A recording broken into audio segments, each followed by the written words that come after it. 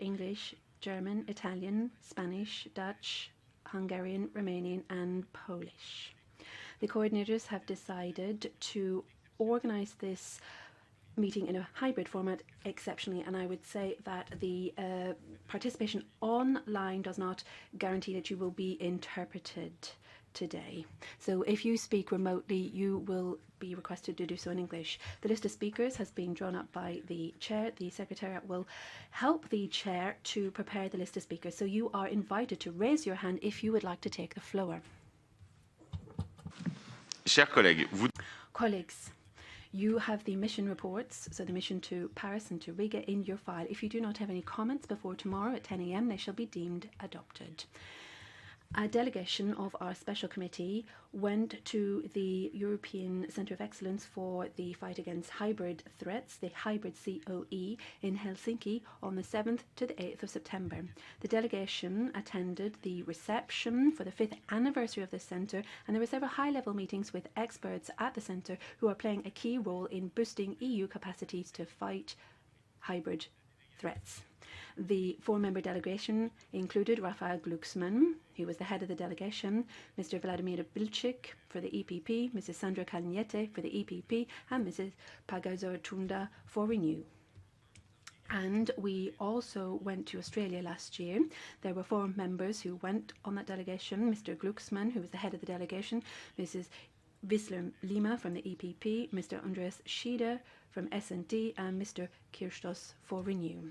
The delegation went to Canberra and Melbourne and met several government representatives, including the Vice Prime Minister, the Defence Minister, the General Procurator, and the Minister for the Home Affairs. The mission let us analyse the implementation of Australian legislation aimed at protecting the country from foreign interference and Chinese interference in particular.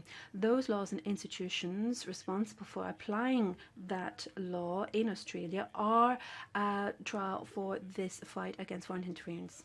Our mission let us understand what could be applied in Europe or not. Cooperation with democracies facing the same risks as us is a key part of our mandate, and we will continue to do that work. After Taiwan, after the USA and Australia, we will be looking at this institutional network fighting against all forms of foreign interference.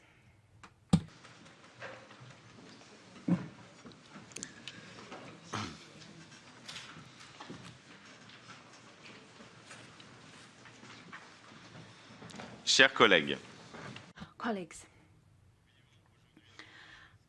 this is a crucial turning point. Winter is coming and the energy crisis is with us, and there are price rises. The EU opinion is looking at supporting Ukraine. Russian disinformation had an impact at the start of the war, and it is having even more of an echo now, and we depend on the networks in our countries. There have been demonstrations against inflation, and some of them were recently exploited, encouraged, or even initiated by people who had connections with the Russian system.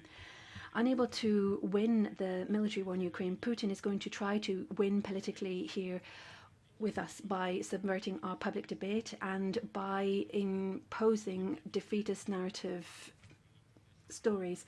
We cannot simply let that happen. We cannot give him, when it comes to information, the victory that the Ukrainians are refusing to give him in military terms. So it is high time that our special committee looks at these campaigns run by Russia to manipulate information about the war in Ukraine. Given the importance of this subject and the challenge, I am pleased to welcome the AFET and SEDI committees and the delegation for Parliament Cooperation EU-Russia. I would like to welcome Mr. Waszkiewski, who is the Vice Chair of the AFET committee and who is the Chair of the delegation to the EU-Ukraine Parliamentary Delegation Association. And I'd like to welcome Mrs. Natalie Loiseau as well, who is the chair of the SEDI subcommittee, and Mr. Ryszard Czarnecki, who is the chair of the Parliamentary Cooperation Committee for EU-Russia. Mr. Waszkowski, you have the floor for 3 minutes.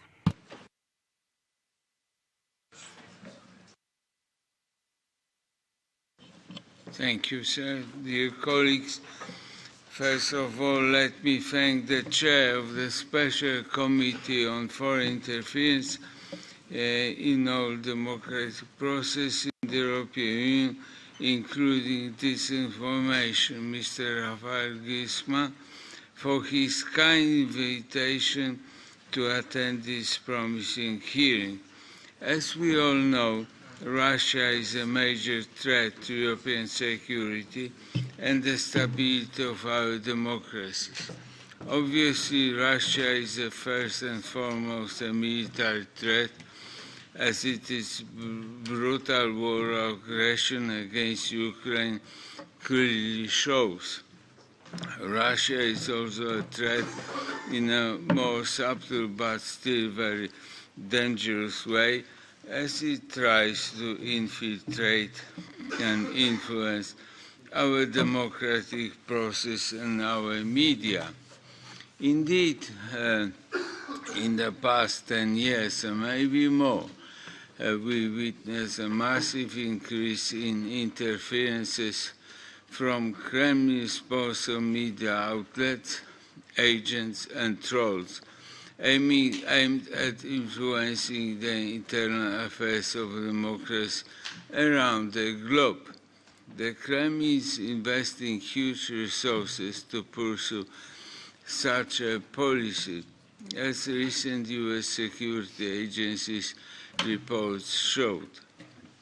Against the background of the Russian barbaric war or aggression against Ukraine, those interferences have become even more blatant and spread to regions previously unaffected, such as MENA region, Africa, and Latin America.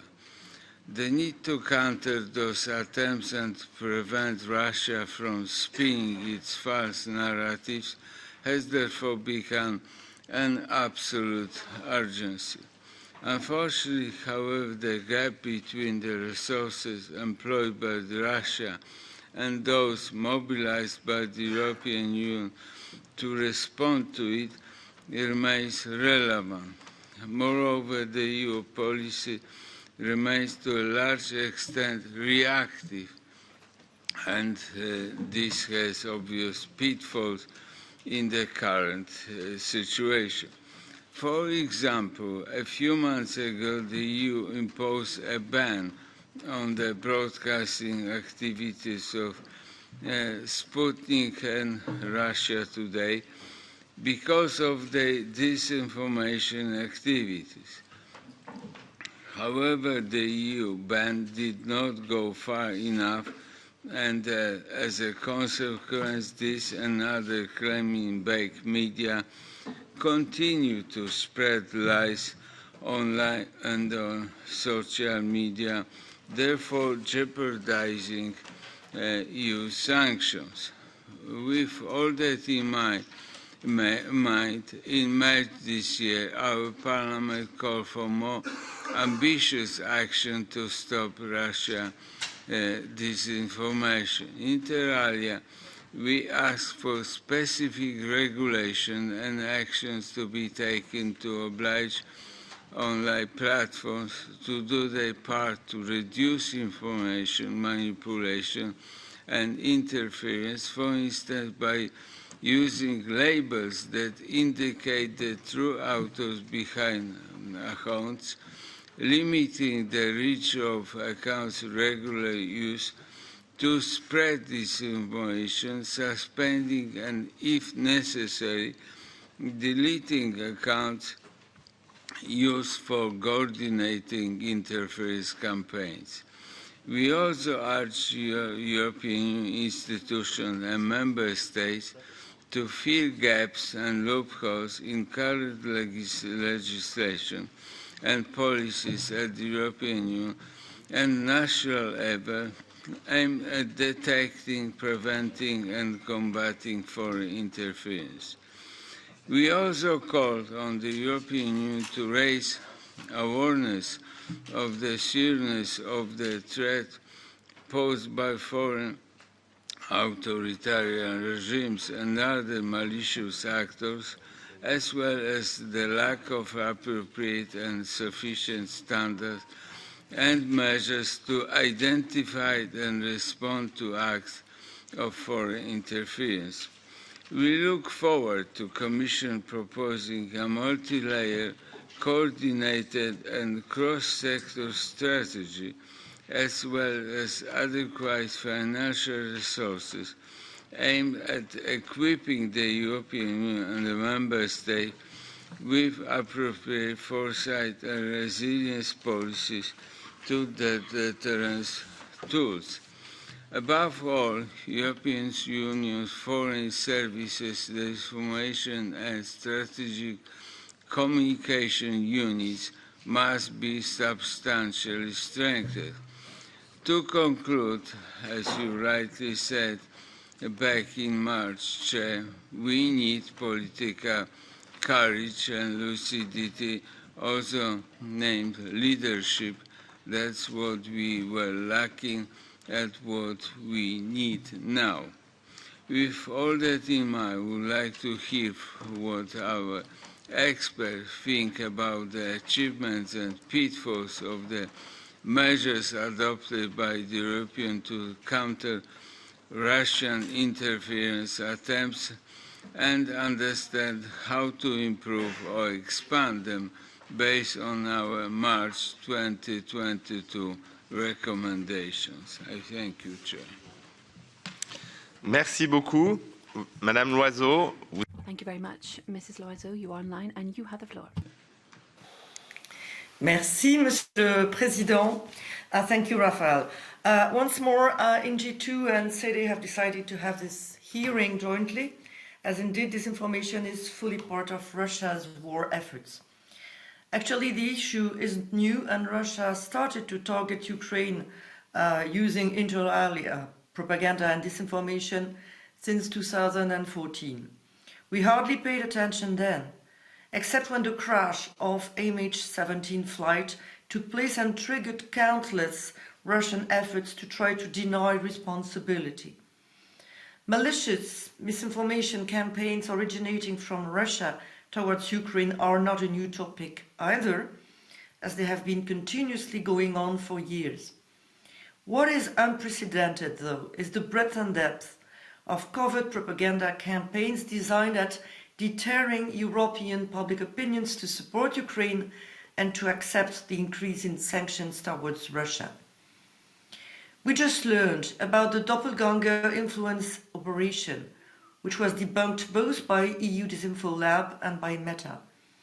From May 2022, Russia used clones of authentic European media, such as The Guardian, 20 Minutes, Bild or ANSA, to try to discredit Ukraine and spread a false narrative about the consequences of the sanctions on European citizens. Good news is that it was debunked. Bad news is that it was possible and that the culprits were not clearly identified.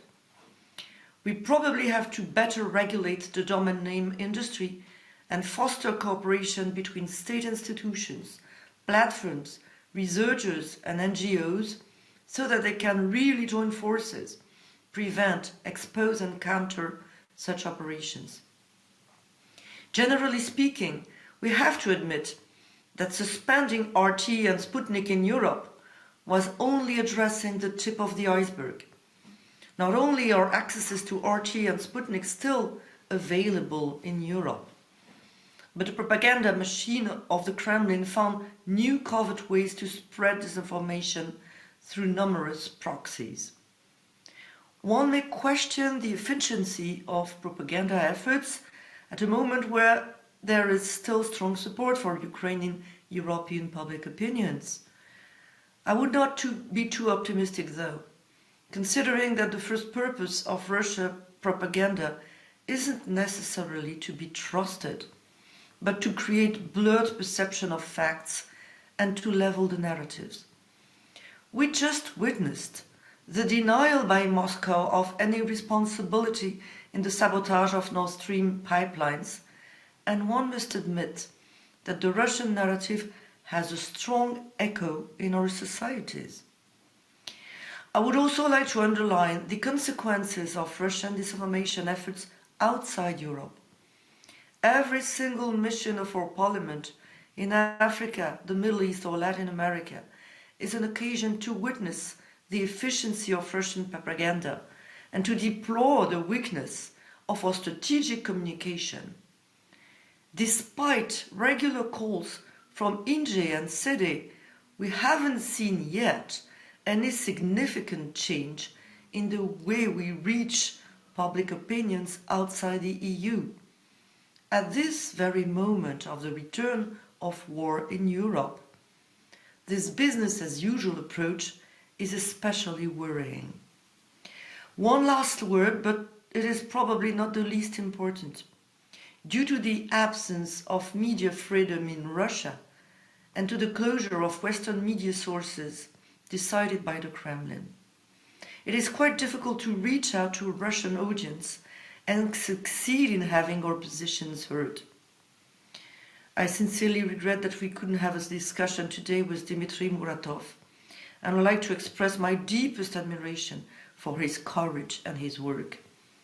I would welcome any suggestions on creative ways to maintain contact with the Russian audience, including through the numerous Russian citizens who have fled Russia since February 24th, and even in the last few days. Thank you. Merci beaucoup. Thank you.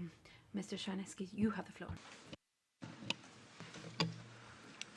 Thank you, Mr. Glucksmann, for giving me the floor and especially for associating our delegation to this very important, especially now, hearing. This special committee is doing an essential job by contributing to expose the Kremlin tactics of propaganda and thereby to counter Russian narratives. It was said before, but disinformation is a crucial element of this war in Eastern Europe. And it's directed not only to the audience at home, but also to secure allies on all continents, and so division in Europe and influence voters' choices. Regarding Putin's audience at home, we may well be living a turning point. The announcement of the mobilization a week ago sent a shockwave through the Russian Federation. This is a country which has been fed for over a decade with heavy propaganda. A country in which a large majority of the population had accepted to tacit social contract, giving Putin carte blanche in return for guarantees of economic and social stability. Yesterday, I was co-chairing the screening of the documentary on Alexei Navalny with Vice President of the European Parliament, Heidi Hautala. It was striking to listen to Mr. Volkov, his chief of staff, saying the mobilization announcement has shocked in such a way that what he called the sleepers who accepted the social contract are now waking up. Those people who represented 60–70% of the population are starting to ask questions and are looking for answers. They are not ready to take the lies and the mites any longer. They can't turn a blind eye because every single family in Russia is now concerned by the war. Finally speaking, this is why it may now be time to step up our efforts to reach out to Russian civil society with those answers. We must be prepared for the counter-narrative war with strong messages, with the truth on the war in Ukraine, the massacres, the false pretexts on denazifications.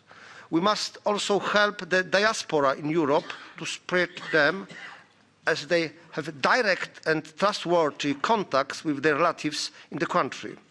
I will finish now, and let me say that I very much look forward to contributions of our eminent guests and to the debate. Thank you, Mr. Chairman.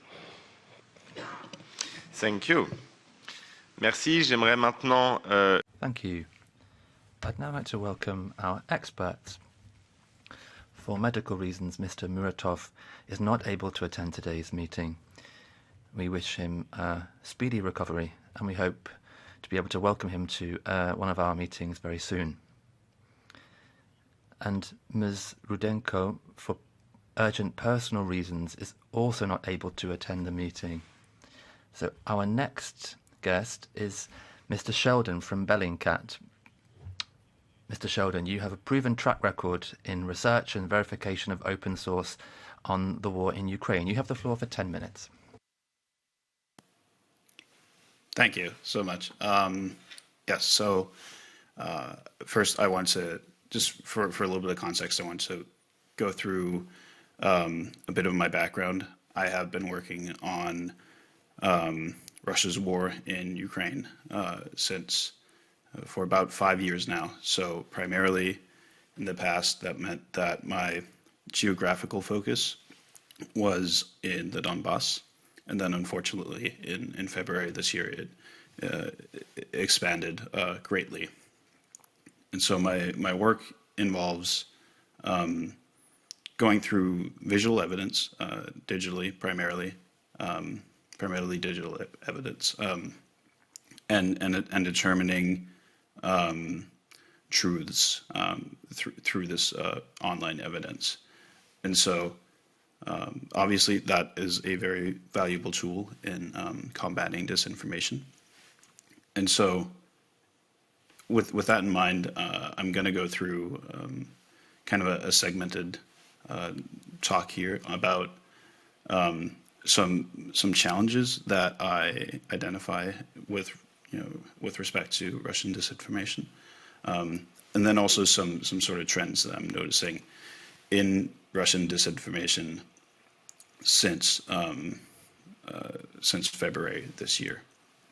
So I find that when we talk about Russian disinformation, it's often difficult to discern what exactly we're talking about. Are we talking about Russian state origin disinformation, or are we talking about pro-Russian disinformation, or just Russian, or just disinformation emanating from Russia as a whole? And so one can debate how important that distinction really is, but the reality is that today there are so many anonymous media, social media outlets, and other media forms that disinformation or propaganda in favor of Russia emanate from.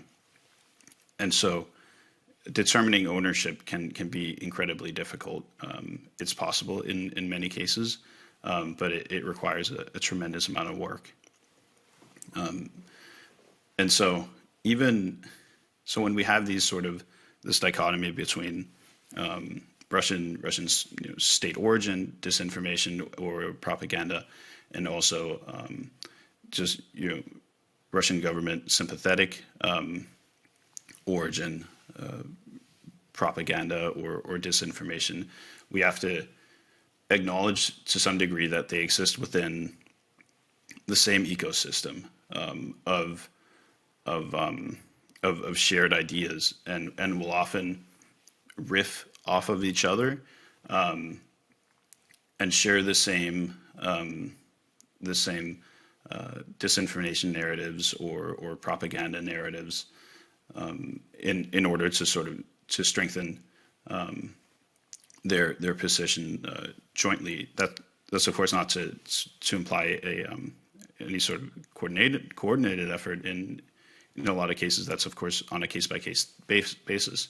But that's sort of how it works, is that a narrative or a piece of disinformation can either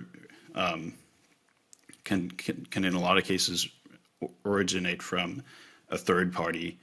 So whether that be a private social media account, whether that be some sort of a media outlet, fringe media, and it can then be laundered through Russian state media outlets, whether that be actual state media or Russian embassy accounts, especially on Twitter. We see that a lot. And so, and that sort of kind of feeds into another thing that I consider a challenge, is distinguishing between disinformation and adversarial or propaganda, or maybe even you can consider Russia-biased narratives or misinformation, all very different things. And from a reader's perspective, it might not matter a whole lot. From my perspective as a researcher who often will try to determine what is true, what is untrue, and what could the intent behind this be? Is this a purposeful act of disinformation, or is it misinformation that was shared incomplete or untrue information just by happenstance? That's a hard thing to do, and it's a difficult line to tread. What is disinformation, misinformation? Often comes down to judging intent. And so, yeah. Another thing that I think is important to bear in mind is that, at least in my experience, my observations, I believe that a large bulk of, if not most of, Russian disinformation is intended for a domestic audience. So in the lead up to the war, we saw a lot of outright disinformation, fabricated events being put together for fringe media or for social media to then be laundered through state media to be showed to Russian citizens to help justify the war and to sort of prime them for the war. And a lot of this disinformation now will seek to, more than justify the war by sort of kinetic means, will try to dehumanize Ukrainians, call them Nazis, question the existence of a Ukrainian state, and sow fear around NATO. So with all this in mind, what disinformation most targets sort of citizens of the European Union or targets or audiences, outside of Russia. I like to view this through two different lenses. One is on the sort of more strategic level of disinformation and hostile narratives, and the other is on the tactical level. So what I mean by that is strategic level being much more long-sighted, intended to have sort of a real effect, and tactical level being more incident response based and seeking to sow doubt around specific events. So on sort of this broader strategic level of disinformation, we see that these information operations or Russian disinformation would seek to soften a Western response to Russian kinetic action, the Russian war against Ukraine. And so this will often come in the form of disinformation targeting arms supplies, for example. So focus on dark web markets, focus on weapons, which present a challenge to Russia that the West is supplying to Ukraine. So that would be javelins, U.S.-produced javelins, Swedish-produced AT-4s, French-produced Caesar artillery pieces. And so the aim is to paint Ukraine as a corrupt, unreliable country, which could pose a security threat to the West, and which, of course, none of these were true, or at least unverifiable. These narratives, because of the sourcing that they had, and so along this line of painting Ukraine as sort of a danger, this disinformation will also target Ukrainian diaspora or Ukrainian refugees in wherever they are, particularly in Poland, and so these narratives will often attempt to paint Ukrainians as ungrateful to the help that they're receiving, or even create the impression that Ukrainians intend to take over the country that they have fled to, and that kind of narrative is backed up by forged documents and the like. And so on the more incident response level, disinformation will intend to sow confusion around specific events that might make Russia look bad, or take advantage of events where whichever disinformation actor might feel like this could make Ukraine look bad. So this would be denial of airstrikes, saying that Ukraine bombs itself, make Ukraine look incompetent, claiming that atrocities were staged by Ukraine is a recent example that we've been dealing with. Co-opting a greater trend, or a more interesting trend that we've noticed recently, is co-opting modern fact-checking style reporting with this sort of malintent. So using the style of reporting that a lot of Western fact-checking organizations will use, but for disinformation. And so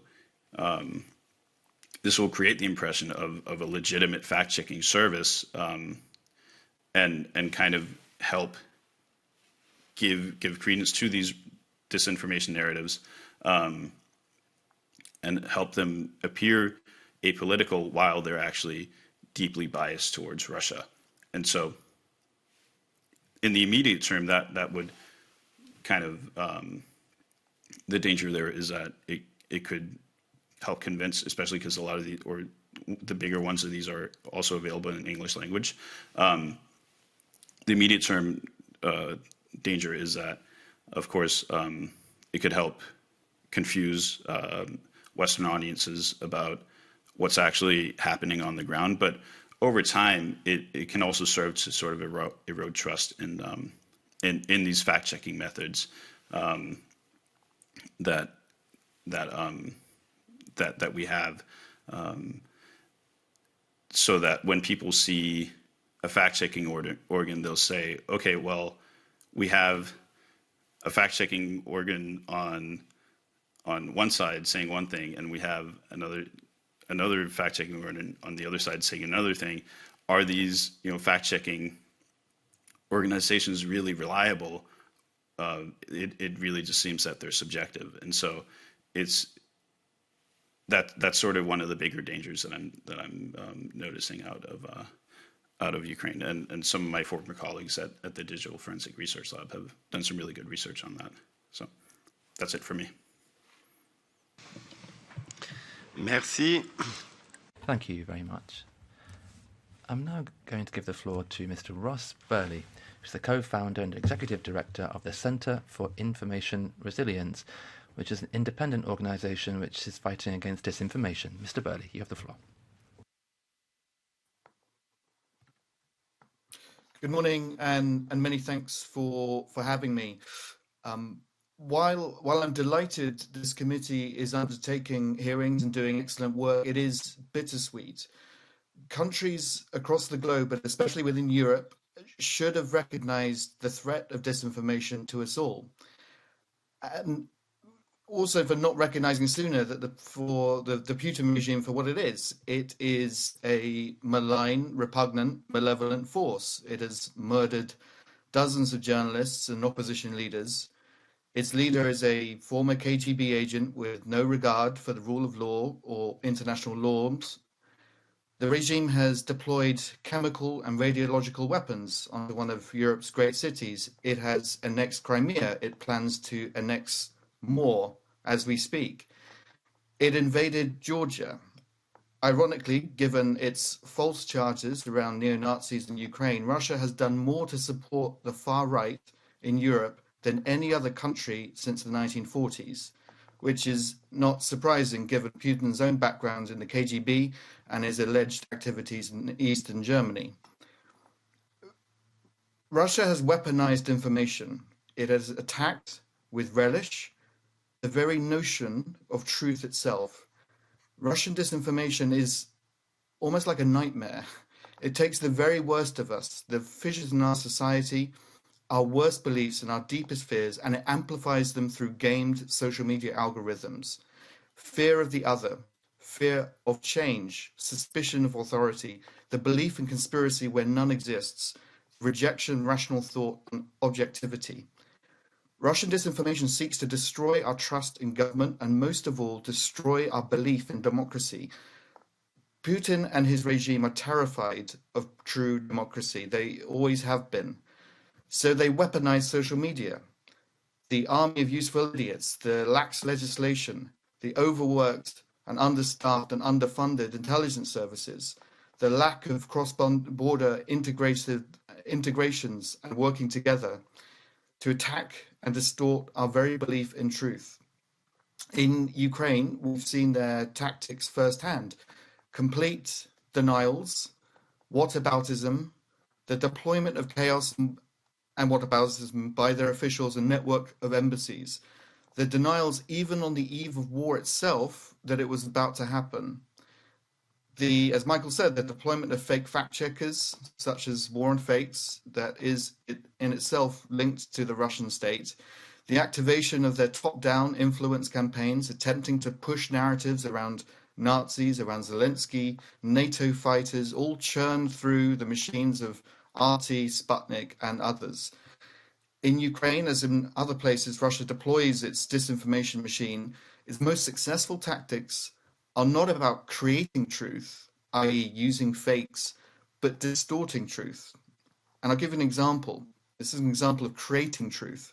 In the beginning of the war, with Russia desperately trying to justify its actions, it staged a car bomb attack in Donetsk, claimed that it was the Ukrainians who committed it. How do we know it was false? In the pictures posted on Telegram, we were able to see the bodies of the alleged victims. They were cadavers. We could see the surgical cuts in the craniums.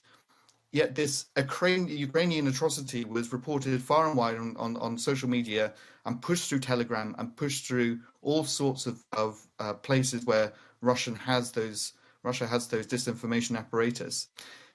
But recently, I'll give an example to distort the truth. The Russian embassy in South Africa deploying anti-British messages around colonialism, using the historical truth around the legacy of empire to emotionally manipulate South Africans, to paint what was happening in Ukraine as colonial efforts, distorting that grain of truth. The consequences for you as policymakers is that we can't debunk emotion, we can't fact check it, which is why so many of the most effective disinformation campaigns deploy emotion at their heart. And we see this in cross-cutting narratives in this war, that Bucha was staged, biolabs, Ukrainian war crimes, that Western sanctions are to blame for the energy crisis rather than Russia itself, the deployment of so-called Western fighters. All of these are absurd narratives that use emotional manipulation to push their readers to wonder, what if? Is that true? To make them click on that link. Well, maybe I haven't been told the truth. What are they hiding? To feed that human desire for excitement, to reveal hidden secrets. This is especially true when we consider the channels Russia uses. Telegram has matured in this conflict. It's one of the primary vectors. It's difficult to censor. At the moment, they only generally take down terrorist material. It's critique-free. You can broadcast without comment. It's driven with pro-Russian content, with lies about the war, with lies about the European Parliament, all without response. And it poses a challenge to Twitter, Meta, and Google. If we censor actors and they move to other platforms, how many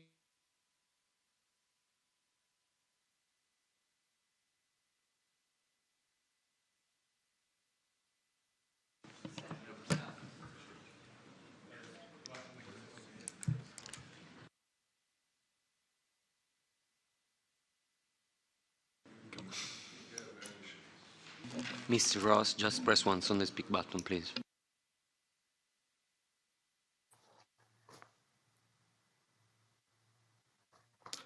Okay, hopefully I'm back. Yes, you are back, but we lost you for a while. Oh, apologies. So, as I was saying, they're using Reddit, Rumble, Odyssey, Getter, BitChute, and more. Often they're presenting their narratives with no pushback from Western voices or Western actors. Their truth is effectively the objective truth in these spaces. So what can we do? We know many of the identities of the European, Canadian, American, and British proxies who are deliberately spreading disinformation, who are often acting on behalf of the Russian state. So we should sanction them. We need to recognize the difference between disinformation and influence operations. Disinformation is just one tentacle on the octopus. Russia uses its political, financial, and military tools to spread influence and disrupt international norms across the world. Mali, Colombia, Central African Republic, I could go on. We have to understand that we're not dealing with a normal state. It's been distorted from a normal state into effectively a mafia network where the spread of disinformation is just one weapon, one arrow in the quiver. In good news, you have allies here, committee. We are lucky here in Europe to have a robust, dedicated journalists to expose these networks and malign activities, and they have to be supported.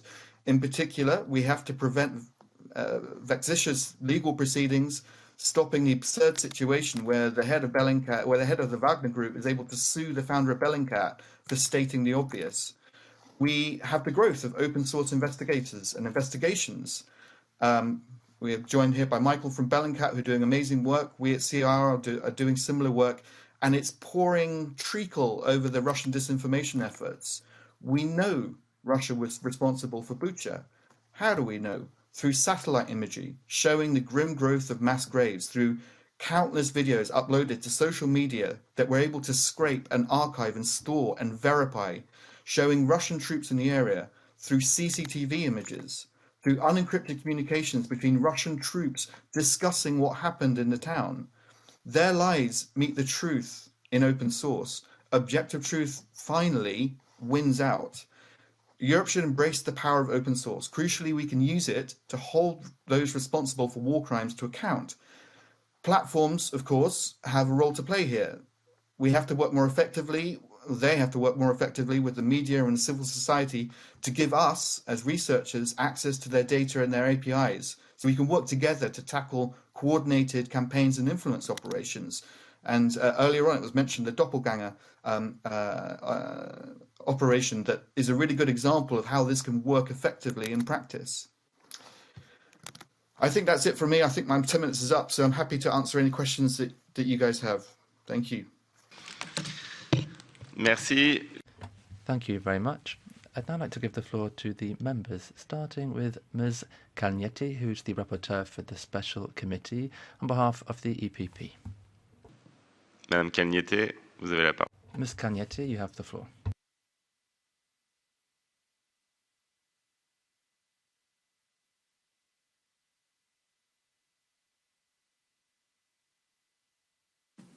Thank you. I hope you hear me and see me because I'm speaking from EPP study days. And I'm elected from Latvia, which is a country for years under the Russia hybrid war and info war pressure, and we have built quite an experience.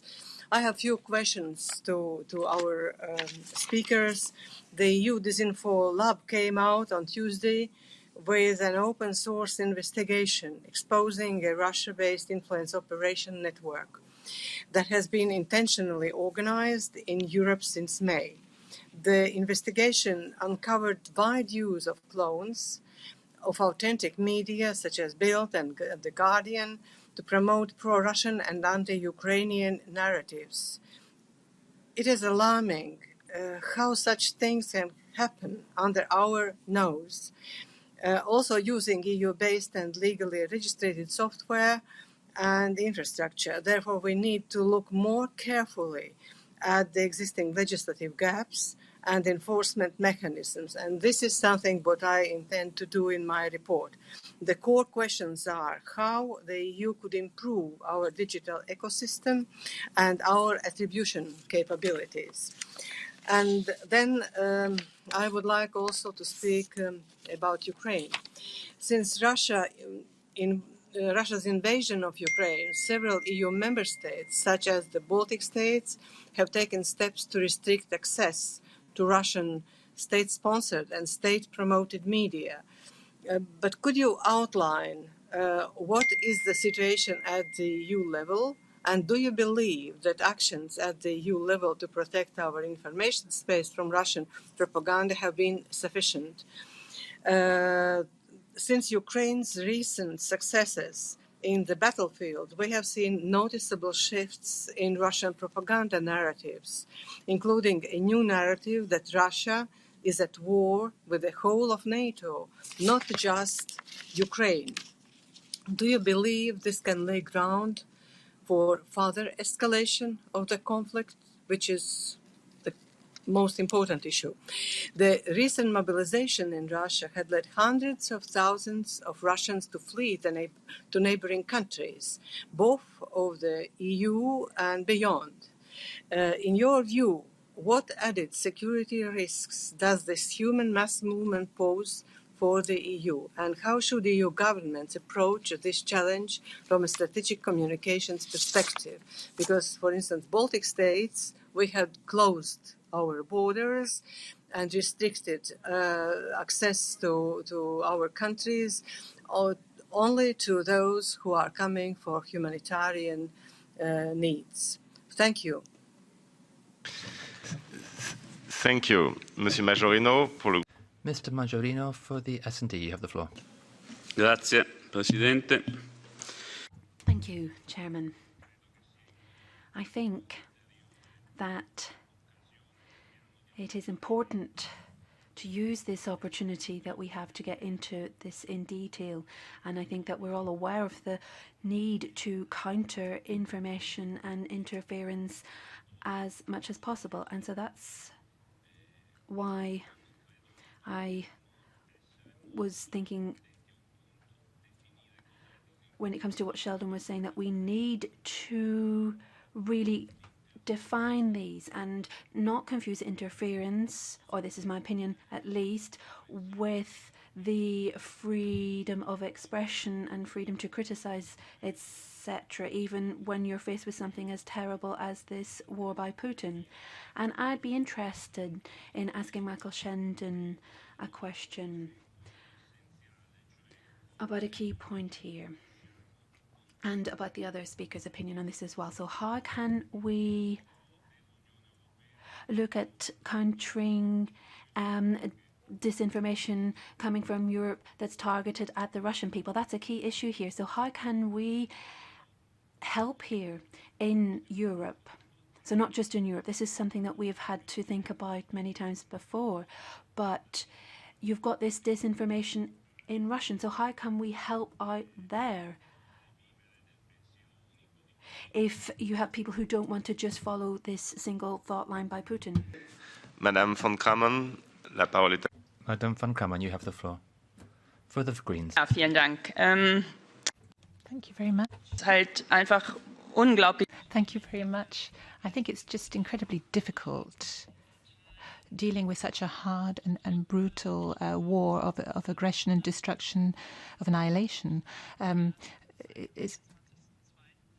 Russia hasn't just been doing this sort of fake news campaign or hasn't been conducting hybrid warfare against us since the 24th of February of this year. It's been doing it for a long time, and Russia knows our weaknesses and knows how to exploit them very well. We can see this at various levels. And we see how difficult it is to combat this because we've seen just how well and efficiently Russia conducts its disinformation policy. And I have to say they have a lot of accomplices, a lot of supporters in various member states, which of course complicates matters even further. For example, yesterday I heard that at the UN General Assembly, where you could assume that Russia would be isolated, it's not the fact. The Bulgarian delegation made a room available to the Russian delegation to address the assembly. So it has willing helpers in spreading their messages in the Western Balkans, and Hungary in the EU is still loyal to Russia at political level. So there are plenty of weak points which Russia is exploiting, many channels that it can use in order to undermine our democracies. And as Mr. Ross said, giving the example of this South African incident where attempts were made to stir up resentment about colonialism, and I saw this in Iraq. The Iraqi population, of course, felt that the sanctions against them were a very negative thing, and now they're feeling sympathetic to Russia, although they don't really know what's at stake in this conflict. And the Russians are exploiting that. And we haven't really seen any sign of how we are going to combat this in Africa, in Southern Africa, in the Middle East, how we are going to combat this disinformation campaign, how we can sort of debunk it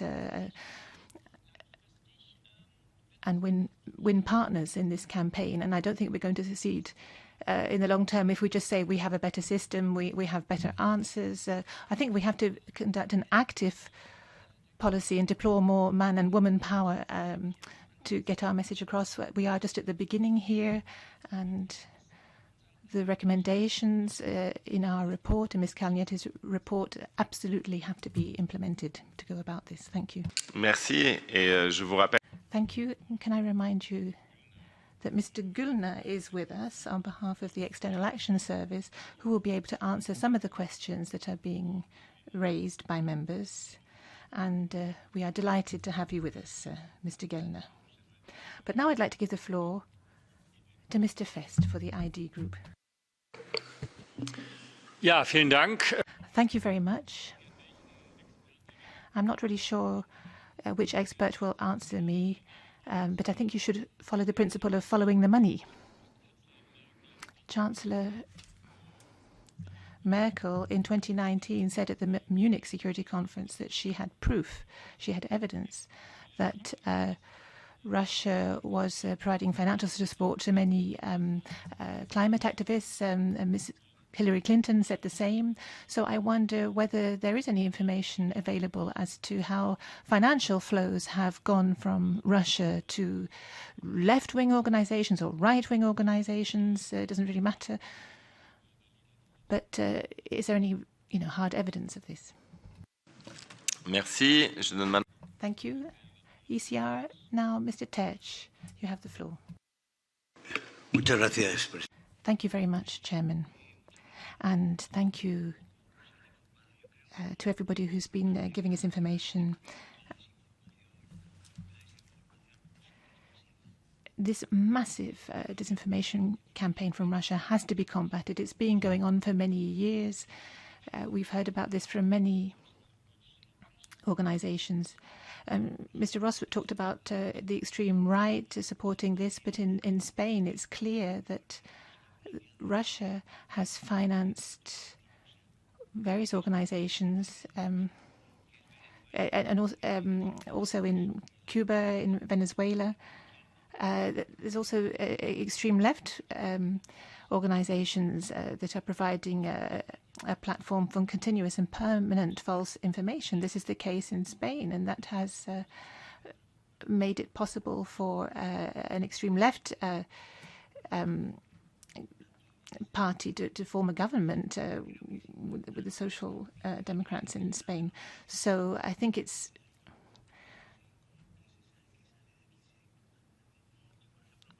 very important that we look at that aspect. And when for years, Euronews has been saying that Ms. Meloni has a pro-Russian stance, when it's radically and obviously not true, and she's been making this clear both before and after the elections, we also need to ask ourselves about this misinformation. So it's not just Russia. Russia is investing as much in the extreme left disinformation as in the extreme right disinformation. So we should keep an eye on that too. Merci. On peut aussi noter que des fois des...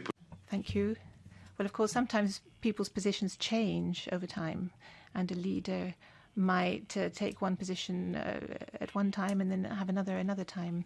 Miss Davey for the Left Group. Thank you very much, Chair, and thanks to all our speakers. I would hope that, well, we obviously all know that truth is the first casualty of war, and I'm assuming that the panel would agree with me that that relates to all sides in a conflict, not just the Russian one, but the NATO-Ukraine one as well. I was very interested in all of the contributions, maybe just to take up a couple of points on them. Michael at the start made the point about the propaganda being aimed at a domestic audience in Russia to provide a basis for the war.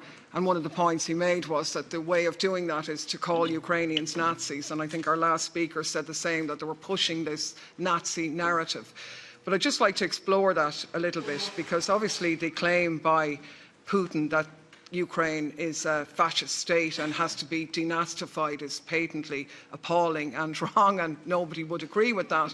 But we risk going to the other extreme and saying, forgetting all the facts that are out there, that there is a sizable Nazi and fascist influence in Ukraine, and we don't do ourselves any favour by denying that. And I'd maybe ask Michael to talk about the report by his colleague Michael Colburn from Bellingcat, hardly a Russian outfit by any means, who wrote the report From the Fires of War, Ukraine's Azov movement and the global far right, where he makes the point that Azov is a multi-pronged, heterogeneous far-right social movement which exerts influence on Ukrainian politics and society despite its numbers, and deals with the fact that they've been integrated into the Ukrainian armed forces, have a major influence in that state. So I'd like some commentary on that point, if I could. The point was made as well about and it was put down as disinformation, painting Ukraine as a corrupt and unreliable society by dealing with stuff of selling some of the arms that they got and all that. But the US administration itself has acknowledged that the weaponry which has gone into Ukraine is unaccountable and has gone far-flung. So that's just a fact. And in terms of corruption, we don't have to look very far. Our own European Court of Auditors this time last year did a damning report on the massive corruption that exists in Ukraine. That's not in any way to say the war is justified, because of course the war is not justified, but we don't do ourselves any favours by sort of counteracting Russia propaganda with our own propaganda. So I'd like maybe a bit of that. And then just two quick things. Some colleagues made the point, but I'd like to know the point on the panel. Do you not think that the people who live in Africa and in Latin America, they're not Egypts who are just being sucked in by Russian propaganda? They're societies who felt the brunt of US imperialism and interference and sanctions, and their own people dying, and nobody in the rest of the world giving a damn about them, frankly. So it is understandable, if you like, that they'd have a bit of a reaction in this situation. It's not that they support the war or anything like that, but they're certainly not going to buy into a NATO narrative. So I'd like commentary. And last point, I suppose, is how do people on the panel think the war is going to be stopped if nobody talks to Russia? I mean, is that not the way in which we will resolve it? And I mean, nobody brought up the Nord Stream 2 issue, but I mean, what's the panel's opinion on that? I mean, what in God's name interest would Russia have in interfering with Nord Stream 2? The only beneficiaries of that are the USA, as far as I'm concerned. I don't know who carried it out, but it should be investigated. And do the panel not think that investigation means independent investigation, not an investigation by some of the people who serve to benefit by breaking the link between Russia and Europe enormously and leave us in hock to US LNG for the rest of our lives. I don't know who did it, but I'd like an actual independent investigation into it. Thanks. Well, I'm not sure our panelists are in possession of direct intelligence on the pipe issue, because they are here to speak about disinformation. So your last question, I'm not sure they will have a clear response to your concerns. But thank you for your questions. Mr. Bilcik, for the EPP, you have the floor.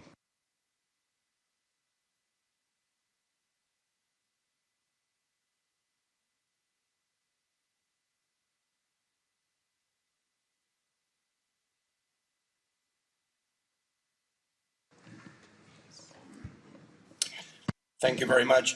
Thank you very much, Chair, and hope the connection works. And thank you very much for this opportunity.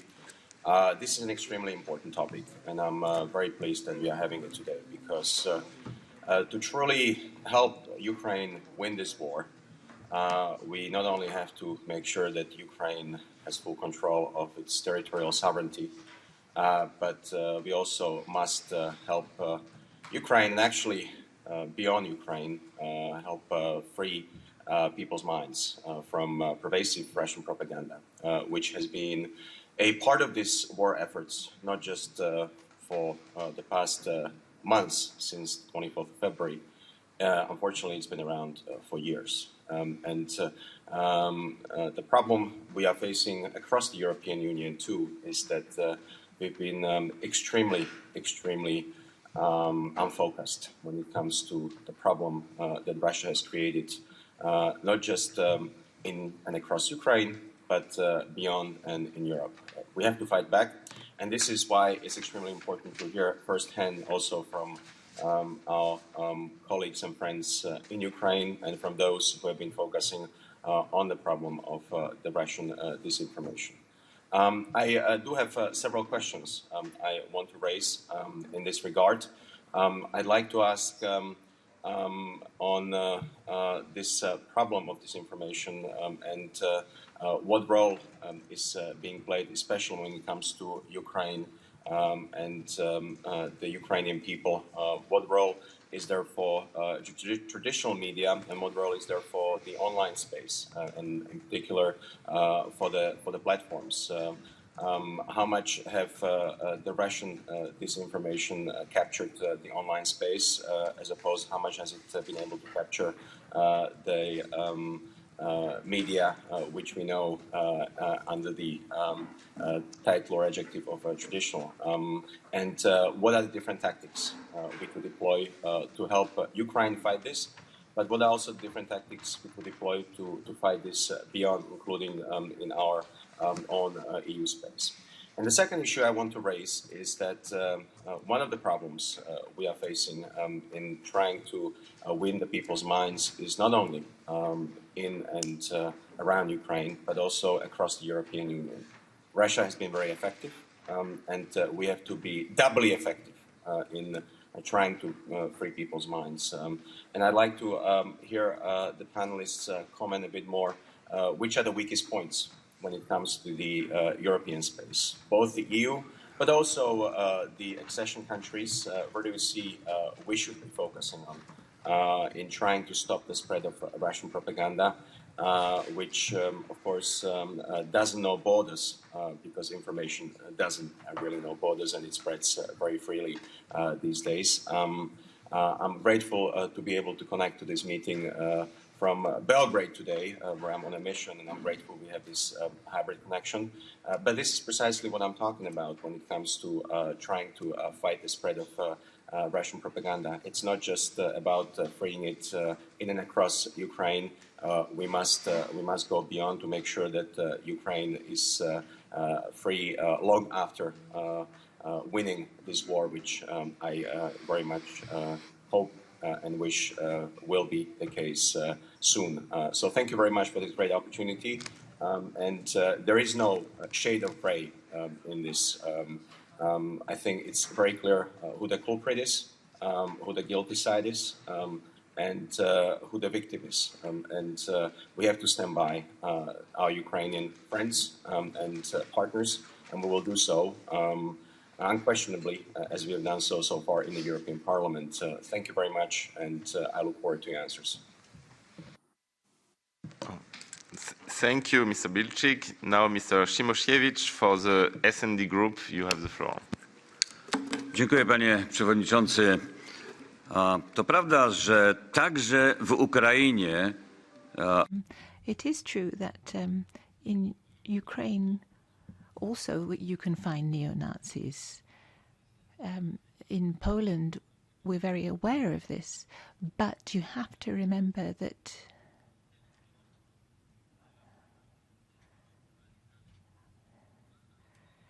in democratic elections, you know, the extreme right has never obtained more than 1%. So, you know, bringing up these Russian lies in our debate is not helpful. In Ukraine, people are being murdered, women and children, by the Russians. It is the Russians who are doing this, and this is the scandal. Respecting freedom of expression in our debate, I agree with Nathalie Loiseau, and I won't repeat what she said, but I just want to say that as far as I'm concerned, what we've been seeing for a long time now in this disinformation campaign that Russia is conducting against democratic societies is acquiring the dimensions of a hybrid war of disinformation with short-term objectives, and it's easy to understand when you look at the effects of the war that Russia is waging. So let's just keep a perspective. Who is the victim? Who is the aggressor? Who started the war? Who is responsible for this? I think that's the perspective that you have to keep at the back of your mind. This is to undermine the West. In Prague yesterday, there were more Czechs demonstrating than 2 weeks ago, calling on the government to change its policy against Russia. And there it was, you know, the Czech interests that were coming to the fore, and something very similar is happening in other countries of Europe. Because, you know, many people believe all of the disinformation about NATO, the United States, the Nazis. Russian propaganda is scandalous, particularly bearing in mind that what we are witnessing is an armed aggression, an armed invasion. And they seem to be able to justify their actions in certain circles. So I think it's very important to look at what is going to be happening in the very near future. Today or tomorrow, Russia will be annexing parts of Ukraine.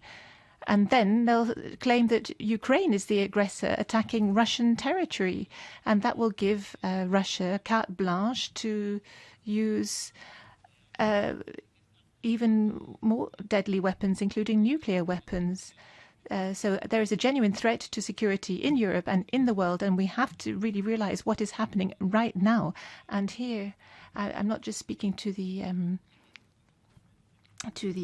experts, but also to representatives of the Commission and other European institutions, the Council as well. The time has come to act. This is a historic moment. Our common security is in danger. Thank you.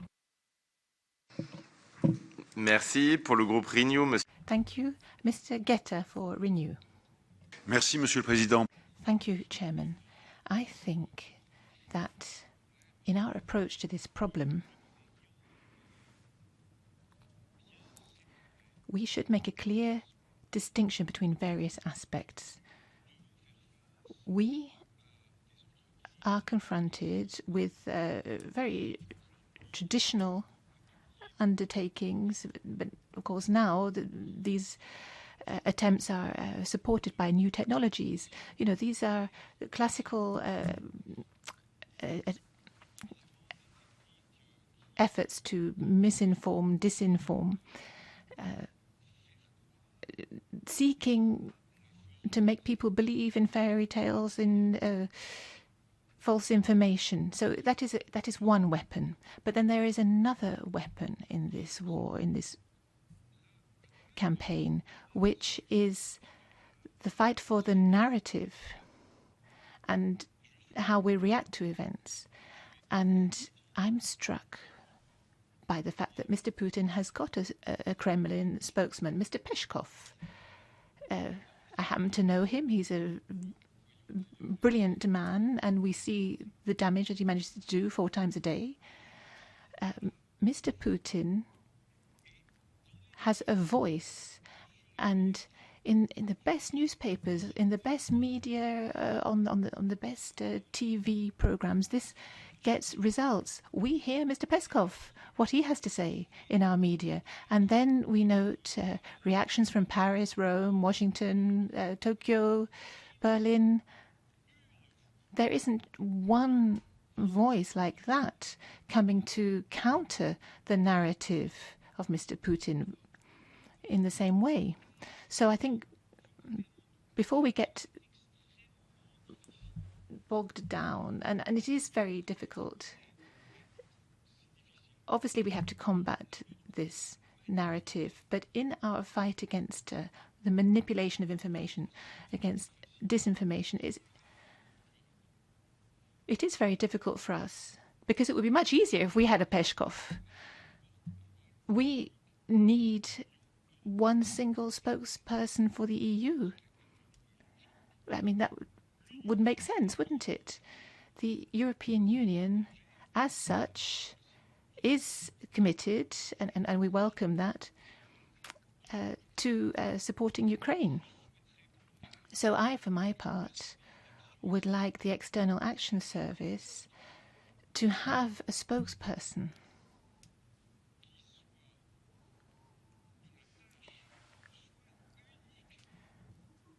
whose sole task would be to communicate on the Ukraine war, the war in Ukraine, and whose sole task would be to respond to the fake news, the false information coming from Russia. I would like all the media not just to be reporting what Mr. Peskov has to say, but what the spokesperson of the EU has to say. And we could do this in relatively short order. It shouldn't be costly. It should be fairly straightforward. It's just a question of choosing the best man or the best woman for the job. And I think we should really address ourselves to this task straight away, of course with Mr. Borrell, so that we can have an EU spokesperson on the war in Ukraine. Thank you. Merci. Thank you. I don't know who's best placed to answer that question, Mr. Gellner. I'm not saying I need an answer. I'm just launching an idea, and I hope it will, find its way through. Thank you very much for that idea. Mr. Lagodinsky, on behalf of the Greens. Thank you so much, and thanks for this great, interesting, inspiring, and inventive idea. I think it's actually worth thinking about this. And this brings me to the point that I wanted to make. It's very comforting to mutually reassure us that this is a problem. And I've heard enough colleagues saying this. What we need now are 2 things. We need resources, and we need to discuss the methods and the new innovative tools. These are the only 2 issues, because we all agree that the misinformation is there. And those who don't agree, they spread misinformation themselves. And this is also something that I would like to alert you. But first, regarding some tools or questions that we should discuss. Media access to Russian public from outside. We have very good examples of RFE, Radio Free Europe, or Liberty. They also share with us how they are going about this. I don't see a European source which would be comparable to that, and that would make a concentrated effort to reach out to those sources. We have with Deutsche Welle and with others attempts to do the same, which are very good, but we have maybe to ask ourselves, do we need one? I mean, this is legitimate, maybe we don't.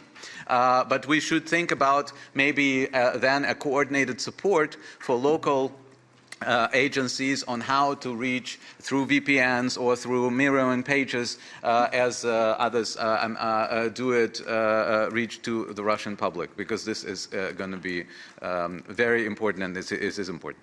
Number two, using journalists who fled to our countries. And this is something that I think we have two weaknesses now. Number one, we cannot focus on one issue.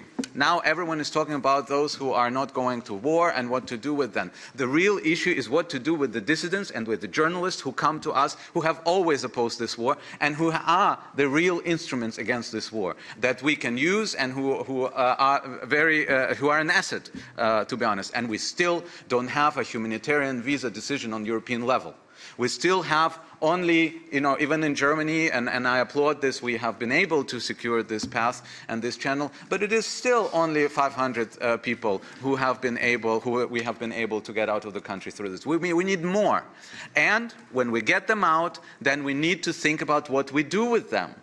Because there is support. Just yesterday, Echo Moskvy has re-established itself as an entity. Novaya Gazeta is trying. Unfortunately, Mr. Muratov was not there.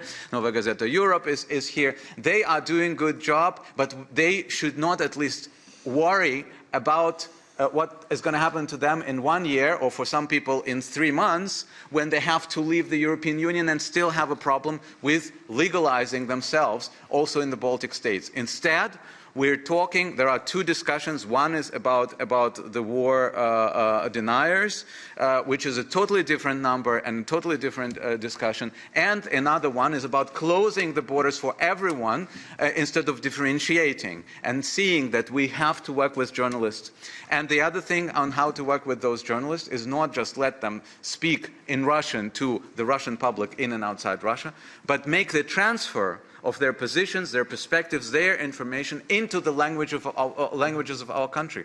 Let's make a platform where they will be provided with the translation, with also the editorial support, where those people, this great asset, can address in a concentrated effort the people here, because they have the credibility that many of our journalists, maybe for some of our publics, don't have. Number three is what I already mentioned. I think that we have not realized that there will be a huge confrontation, and that it is already taking place, and this confrontation is informational. So we need more resources for the services of Mr. Gurner, but also for many others, and we need to talk about more tools. And finally, we should not use the floor where we're talking about misinformation and trying to defeat disinformation by spreading disinformation by our own members. I mean, I'm very sorry, but I didn't hear, well, Mr. Church is already gone. I haven't heard much people saying that Ms. Meloni is anti-Russian. What I heard is that she is fascist. And this is an established fact. I'm very sorry. This is a different piece of information. So this was a total disinformation, just as a very interesting way of inserting and injecting the disinformation spread by Russians regarding the environmental groups supported. We have to talk about this, but this is not, you are deflecting from the topic that is supposed to be discussed here, about the Russian misinformation. Instead, you are spreading it. And the same with all, I love you dearly, Claire, but what you've been saying is just total rubbish, because this is not the topic that we're discussing here. Fact about corruption, everyone agrees that we have a problem with corruption.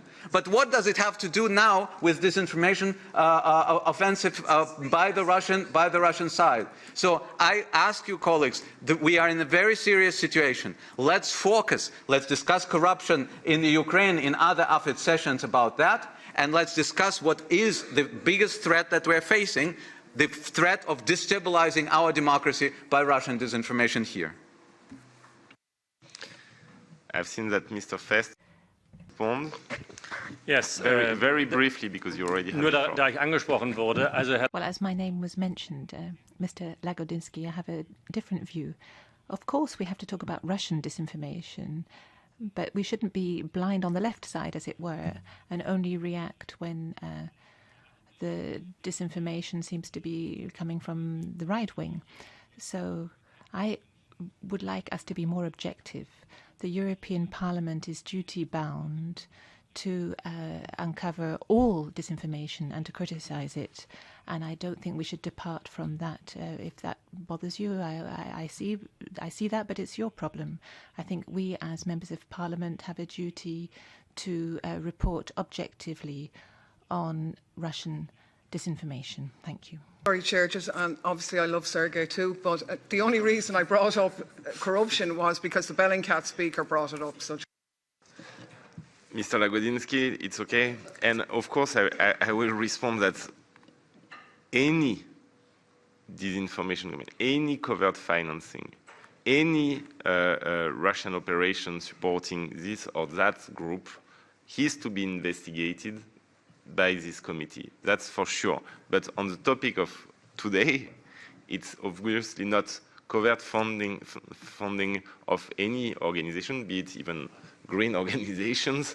It's the topic of Russian disinformation campaign and how it has an impact on our country's support to Ukraine that is under full aggression by the Russian Federation now. So that's the topic of the day, and that's what the panelists are also experts on. I'm going on. Mr. Wallace now for the left. Thank you very much, Raphael. And first of all, I would actually like to agree with the German deputy, Nicholas Fest, that objectivity is incredibly important if we are to have any credibility. I want to ask about omission as disinformation. Would you agree that the almost complete lack of coverage of the anti-democratic actions taken by the Zelensky government amounts to disinformation and propaganda? Western leaders and media tell us that Ukraine is fighting to defend democracy from authoritarian Russia. We know that Russia is authoritarian and that there is internal repression, increasingly so as the war grinds on. Russia is being led by a right-wing neoliberal nationalist. We also know Zelensky has banned the anti-war opposition parties, ripped up labour rights, shut down media outlets, while putting his country up for sale to Western capital and institutions, instituting sweeping neoliberal reforms that are detrimental to ordinary Ukrainians. This reality is a far cry from the image of Ukraine we are being sold. Those who point this out, who voice opposition to sanctions or the continuation of the war, or highlight any other major contradiction, such as, whether you like it or not, NATO arming neo-Nazis, are attacked in the press, put on lists, denounced as agents of the enemy.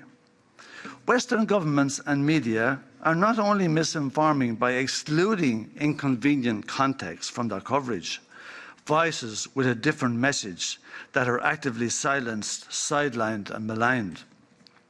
This is not only a highly controlled system of disinformation, it is authoritarianism. If we only focus on the messages that we don't agree with, we will learn nothing as we facilitate the advance of totalitarianism in Europe. Is this not something that we should be really worried about? Thank you. Thank you. Mr. Pichula for the S&D group. You have the floor. Thank you, Rafael, and thanks go to our panelists. Of course, it's really hard to say what is actually worse, Putin's invasion or accompanied Russian narrative or its justification, which echoes around. There is, of course, clear political agenda, and Russia for years uses disinformation, propaganda, cyber attacks, incites regional tensions, and supports radical political options. At the same time, Russian aggression also shows us fresh and, in a way, innovative way to counter their disinformation, as seen, for example, on social media. My questions are, do a Russian war against Ukraine show a major upgrade in disinformation or better resilience against it? How do we can generally evaluate EU counter disinformation today? How significant is the, for example, new Media Freedom Act, and will its impact be positive or negative? Finally, I would have a specific question regarding state of play in one still unstable part of Europe in our immediate neighborhood, which Kremlin is treating as its playground. So we witness that the public perception of the EU across the Western Balkans region almost everywhere is declining. In the light of these circumstances, how can European Union do more to support democratic political forces, civil society and fact-checkers in the fight against continuous and vicious Russian disinformation there? Thank you. Merci, Monsieur Guetta, pour le... Thank you, Mr. Guetta, for Renew. Would like to add something, but just very briefly, please. Yes, thank you, Chairman. Well, I'd just like to make a comment after what we have heard. The comment I'd like to make is the following. Yes, it is true. It is absolutely true that in Ukraine, like in all countries that came out of communism, that the economic policies that are being applied are neoliberal. It's true that in many of the countries that came out of communism that the degree of corruption is very high. It is true, Mr. Wallace, above all, that the degree of corruption is the highest by far in Russia, and that the level of deregulation and the lack of control of the economy is the highest. Well, where is it the highest? In Russia, not in Ukraine. So one final point, Mr. Wallace. During the war, the Second World War,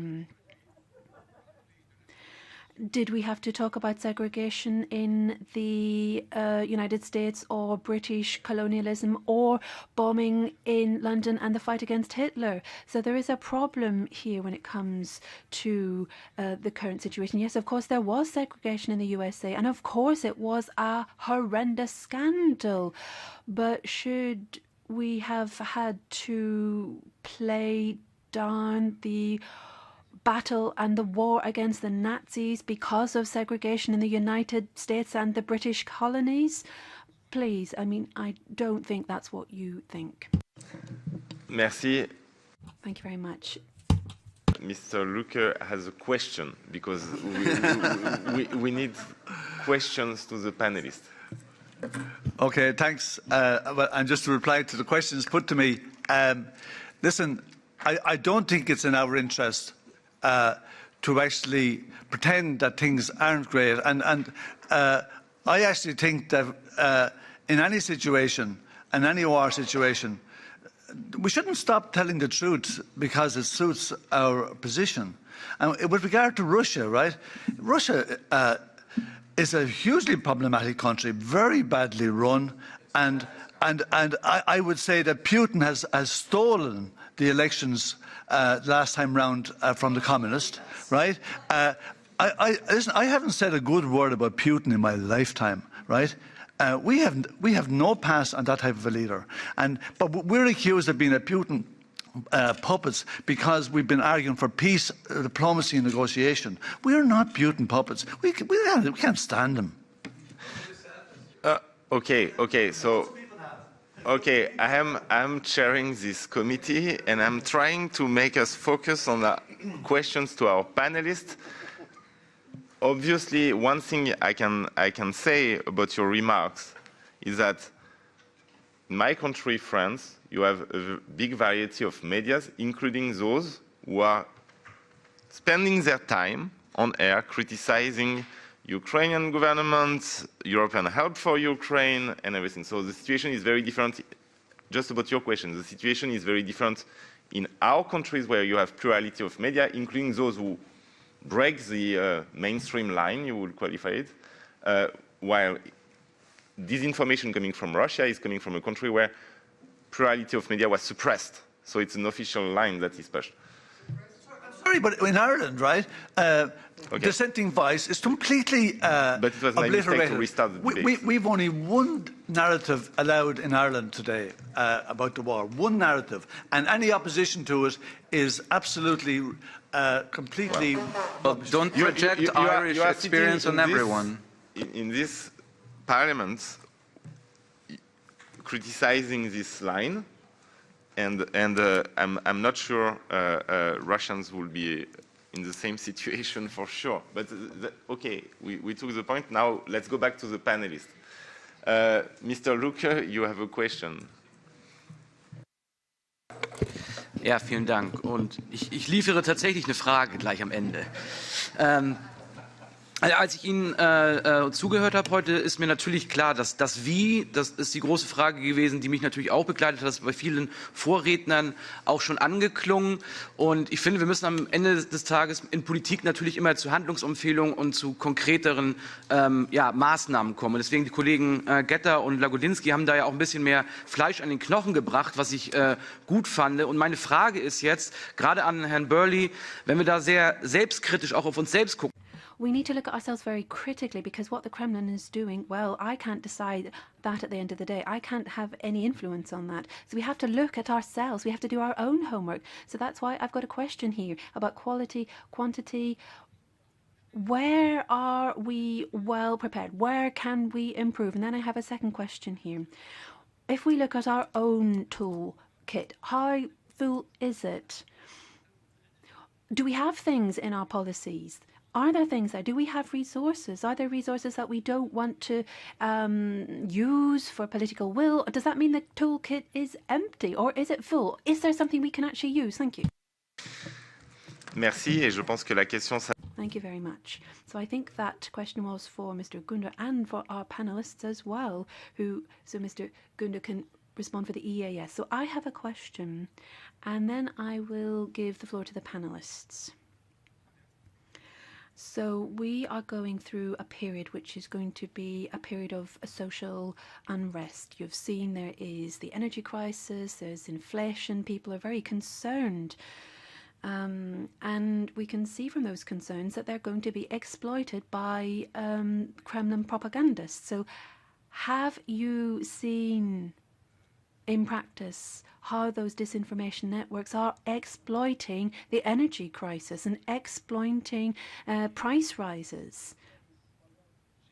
Have you seen that happen in a way that can create instability, which can have a negative impact? And have you seen how that is working on the social unrest which is justified, which is leading people to condemn the sanctions and questioning European policy to support Ukraine? Have you seen that in your work? And now I will give the floor to the panelists. I would like to thank them in advance for being patient and listening to our debate. So thank you for being patient with our debate, because sometimes we did have questions for you in the middle of that debate as well. I hope you've noted them down, so I'll give the floor to Mr. Sheldon first. You have 5 minutes. I'll keep it brief. It is nearly 5 in the morning on the US East Coast. I am incredibly tired, and hopefully I'll still make sense when I talk. So there's a lot of very good, very important questions that we've been posed through the past half hour here. And I think a lot of them are probably better suited for someone familiar with strategic communications. That's obviously not my background.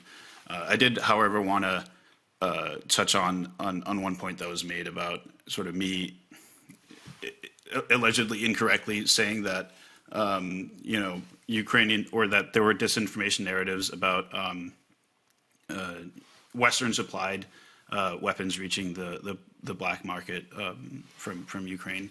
I think that's incorrect. I think it's either misunderstood or the statement was made in bad faith, because I very clearly said that it's a narrative targeting specifically Western supplied weapons, very specifically, and it's individual instances that we have analyzed evidence and found that either it was insufficient or appeared to be fabricated.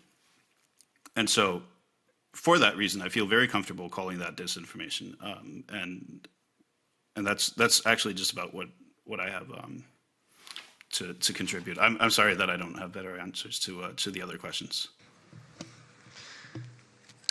Merci, Monsieur Burley. Vous avez la parole. Thank you very much, Mr. Burley. You have the floor. You can speak a bit longer. Thank you, and thank you for some really interesting perspectives, some interesting questions. I'll try and rattle through as many as I can, and forgive me because my note taking is not brilliant.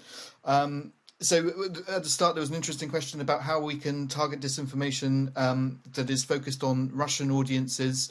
So. Historically, of course, Russians do not have a massive trust in news. Obviously, since the communist era, it just became a kind of thing that they would know, and there is a kind of an inbuilt mistrust to official news in Russia. But luckily, a lot of, especially the next generation Russians, are getting their news from Medusa, are getting news from independent Russian sources, and we have some brilliant Russian journalists, often who are operating at risk to their own safety, despite that, are doing some brilliant reporting. And just to link that, one of the questions from Mr. Lekadinsky, you're spot on. We have a brilliant resource of people who have come from Russia, who are looking to help, who have that contextual knowledge, who have the language, who know what channels most people are operating on, whether it's Telegram, whether it's Facebook. Instagram is a big one in especially amongst the next generation Russians. So we do need to do what we can to support them as much as possible. But resources are a huge factor, right? Like Medusa do brilliant work, but they are a tiny organization who don't have a huge amount of funding.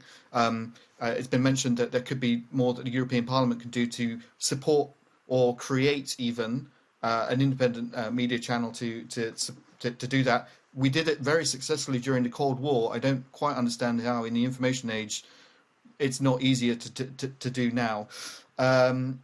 Yes, there was a good question from Mr. Fest actually about following the money. Absolutely. It's incredibly difficult. We're not an intelligence agency. We have no links to the intelligence community. It's very difficult for us to have the resources to be able to see the links between organizations and Russia. What we can do, and Mr. Chairman, just to go back to one of your earlier points, if we take a figure like, for example, there's a far-right figure, I won't name him because I don't want to get sued, but there is a far-right figure in the UK who has a very popular Telegram channel who parrots Russian disinformation talking points. He has about 200,000 followers, mostly based in the UK, some in the US. He, in 2018, went to Russia. He posted it on his own open social media. He met with people who we know to be involved with the Prigozhin organization. He met with people known to be involved with the far right and posted photos with them. Now, we know that through open source. We know that he then parrots Russian disinformation talking points. We can't prove that he is a Russian asset, but there is enough there surely for the European Parliament, for this committee, for intelligence agencies or law enforcement agencies across Europe to be able to look at individuals like that and look and examine and have that resource to follow the money. So I think open source and journalism can be the starting point. You guys need to do the rest. The other thing I would say is when you do have brilliant journalists like Catherine Belton, for example, who wrote that amazing book on on the regime, on the Putin regime, and looked in depth at some of the financial dealings, she got sued, and at terrible sort of cost to personal and economic cost to herself there. So as a and they do that deliberately to make sure that journalists don't go down the rabbit hole and don't find those financial links. So we really do need institutional support to do that. One of the panelists who mentioned about the Ukraine is corrupt and infiltrated by I mean, this is just, it's a brilliant classic example of whataboutism, just as I mentioned in my opening remarks. I mean, there are Nazis in the UK. They don't have any influence. And I did, just while you were speaking, I did a quick Google on procurement corruption in Ireland and got a number of different hits. Ireland isn't corrupt. Like it's kind of absurd. And Mr. Wallace, an independent poll conducted in August by IRI put Zelensky's job approval at 91%. That's an independent poll. So that's what happens in democracy. We don't always agree with what a government does, but that's democracy.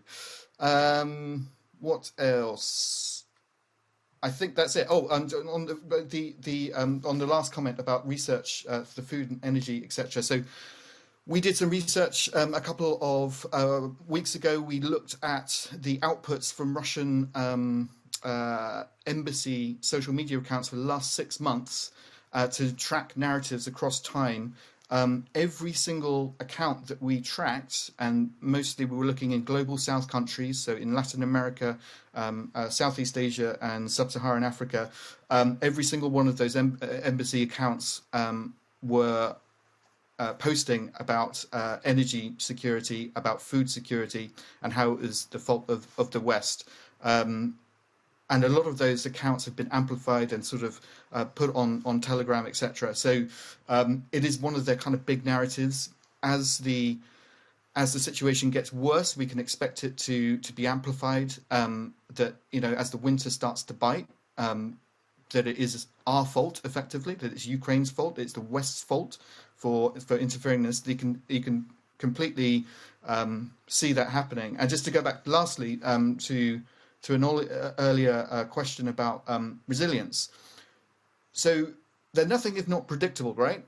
We know what narratives they're going to be deploying. We know where they're going to be deploying the narratives.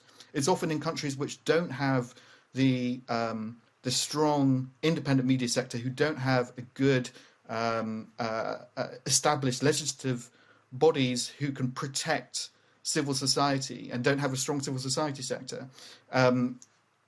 So we know where they're going to be targeting, and what we can do, or what you guys can do as the European Parliament, is work with host governments and to build resilience against that. You can work with NGOs who work in communities who we know are going to be targeted by Russian disinformation, to pre-bunk, to tell them what's coming down the line, to introduce them to independent media sources where they can get objective news rather than being going to what's salacious and easy, which is often what Russian-backed media are doing. So there are good things that we can do. I'd be happy to talk to anybody in more detail about those things. But thank you very much for having me. And yeah, look forward to more of the debate. Thank you. Thank you. Now I'm turning to Mr. Gülner, chef de la division communication stratégique. Vous avez la parole. You have the floor. And you can speak for longer than the time you've been given, because most of the questions were actually for the External Action Service. So maybe you might know who that spokesperson could be that Mr. Geta is looking for. Difficult situation here. And it's also not so easy to intervene after two excellent panelists. But let me try maybe to summarize it in 3 blocks, what I want to say. The first one is maybe come back to the issue of the nature of the threat. I think this is something so fundamental to understand, to be able to design our responses as well. The second is to give you just a snapshot of some of the activities that we're doing, some of the new activities as well. And the third one is maybe some thoughts on the way forward. So I think it's important not to put the issue of disinformation in the box of this is a communication challenge. There's a narrative out there and we just need to develop our narrative and then we have solved the problem. The problem is much deeper because the information environment is being used, the manipulation of the entire information environment as a strategic tool. And if we don't understand this holistic way, that this is also about influencing media, that this is about even using other parts of the toolbox, cyber attacks and other things. And if we just doctor at the little kind of narrative, at the little part of the disinformation, then it will be difficult to find good solutions. So the challenge is very is very multifaceted. And I think these revelations of EU Disinfo Lab and of Meta Facebook just happening 2 days ago show us the complexity and the sophistication of these activities. And I come back. We will not be able just to counter this with a bit of better communication here and there. The issue is asymmetrical. Asymmetrical in the sense that we are targeted by means that we don't want to use. I don't think anybody here in this room wants to use disinformation as a counter means. Nobody wants to kind of use cyber attacks from our side. So we need to be more intelligent in finding our responses, and that is of course not very easy. But if we don't understand the strategic nature of these attacks, and we have seen it now since the 24th of February, that the entire spectrum is being used, from state-controlled media to a very bizarre gray zone of websites, some of them linked to security services, down to undercover operations in social media. So if we don't understand that, I think that is difficult to respond. Now, a lot has been done, but of course a lot still needs to be done because the challenge is so massive. And of course this is also a question of resources. My job and the job of the ES is to do the best we can with the resources that we have. And we have been doing this in trying to design also this response in the best way possible, in kind of also distinguishing what needs to be done in terms of situational awareness, in resilience and capacity building, in disruption and regulation also. And last but not least, also to deploy our foreign policy tools that we have. And I think this debate that we had already on sanctions or other tools that impose costs on disinformation actors is exactly what needs to be done. I will not give you the full list of everything that we are doing here. We don't have the time, and that's also not the place to do this. But I just want to underline that kind of we have massively increased our activities in outreach to journalists, to the broader media, to raise awareness, and not only inside the EU, also outside the EU, in the neighborhood in particular. We have a very good tool. It's not enough, of course, but it's a good tool. It's the EU versus Disinfo, which has now 2 million visitors since the 24th of February. So there is a multiplying effect. There is an effect that we are reaching. But again, it will not be enough. We need more. We have equipped the member states also with very concrete lists of disinformation narratives, possible debunks. We have strengthened our delegations in that field. We have raised support for the media. Capacity building, very, very important, was just mentioned, I think, by one of you. We have also done, my team even, hands-on training of fact-checkers of the Eastern Partnership region, etc., etc. But this is not to say that everything is under control. It's just that we use these resources the best we can, but it is a question of resources. And in our own work, just to answer your question, Mr. Chairman, of course we have seen that these issues related to energy supplies, have been massively used. We have documented them on EU versus Disinfo very publicly, and I think many other organizations have done this. Now, a little bit on the way forward, also for you here in all the 3 committees that are present. I think it's clear that there's no silver bullet. There's no easy one kind of initiative that will solve everything, and we have discussed this together over the past 2 years in many of the discussions. But I think there are a few kind of additional things that can be considered. And one also concerns the communication part, as Viola von Kramon has said. We need to further invest in this. The ES has relatively limited resources in that field. We have an idea, I think it was discussed with some of the members also in AFED, to build stronger communication hubs, also regional ones. This is something that we need to discuss also with you, because this will require support from this House. We also need to strengthen further kind of the abilities, not only of my team, but also of others, to detect, to analyze, to react to this information manipulation, which comes in so many different forms and shapes. And I think what is important here is not only to look at the European level, but also to see how can we connect the member states in all this. There is a bit of a missing link, and that should go beyond the rapid alert system that exists already. And coming back to my first point, we need to have a capability not only to react to foreign information manipulation, so strategic communications, but we really need to create an ability that allows us to react to foreign interference forms. Countering foreign interference, I think, is very important. Last but not least, civil society needs the support also from this House. There are very few kind of possibilities that they can use in terms of funding. I think this is another point. I've been a little bit long, but thank you very much also for the support that we had here. Mr. Gunnar, you have not been long, and Mr. Waszykowski, Madame von Kramon, and myself will just have small comments. And Mr. Waszykowski, please. Thank you, Mr. Chairman. I'm not disappointed by the outcome of this debate because I didn't have any optimistic expectations. We don't have a common answer to Russian trolls for many reasons. The first reason, I would say two reasons. First reason is because we still have no common evaluation of a Russian aggression.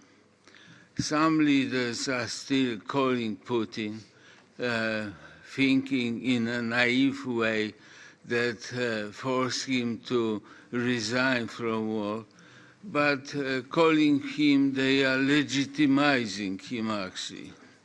Some other leaders are voting in the parliament yesterday to block delivery of weapons to Ukraine, the same day when Russians are blowing in the Baltic Sea infrastructure. So that's one reason. The second reason is even deeper, because we have internal conflict here in the European Union. We have still debate or battle between majority of liberal left politicians and institutions against conservative governments and politicians. And I think that majority of you think that the leaders in Hungary, Poland, and now in Rome are bigger threats than Putin. And that's why you don't have a common answer how to stop Russian aggression. Thank you. I don't think that anybody here thinks that these governments are bigger threats than Putin, even if one that you named can be seen sometimes as a Trojan horse of Putin. One. Monsieur Majorino. Mr. Majorino, please. You have the floor. Majorino and then you. Grazie, ma è molto interessante. Thank you. So it's very interesting what we've heard this morning in the debate. And we have different opinions, of course. But I'd have a request for the chair. And I'll make this request in the coordinators as well. A few weeks ago, we got news on the media in Italy and elsewhere about an information package from the USA on the relationship between Putin and European politicians. I think we need to do everything we can to get that kind of information so that we could have an objective basis. So it wouldn't be us who would be trying to reconstruct this network of relationships with a few various different ideas and looking at what's happening with politicians in Europe. So I think there have been a range of packages of information from the USA, and I think we need to get them immediately. And then the EU institutions need to be able to respond in a much more determined way than they have until now. Thank you. just for your information, we already initiated a démarche to the American embassy for them to deliver to the committee more specific information, of course.